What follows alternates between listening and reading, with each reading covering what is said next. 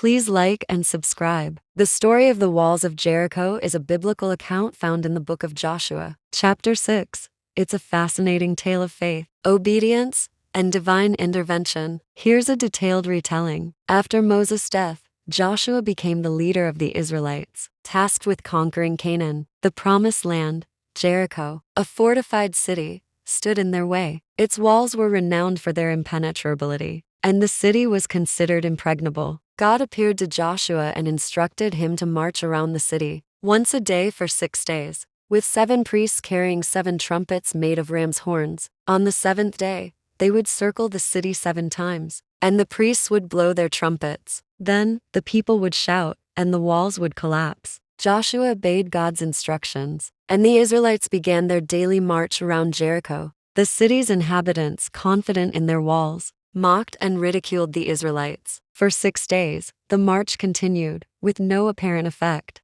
On the 7th day, the Israelites rose early and marched around Jericho 7 times. The priests blew their trumpets, and the people shouted with a mighty roar. Suddenly, the walls of Jericho began to tremble and shake. The foundations crumbled, and the walls collapsed, allowing the Israelites to pour inside and capture the city. The Israelites followed God's instructions, sparing only Rahab, a prostitute who had helped 2 Israelite spies earlier, and her family. They destroyed everything else in the city, dedicating the spoils to God. The story of the walls of Jericho demonstrates 1.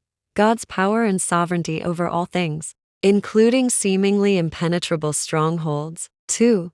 The importance of faith and obedience. As Joshua and the Israelites followed God's instructions despite the absurdity of the plan. 3.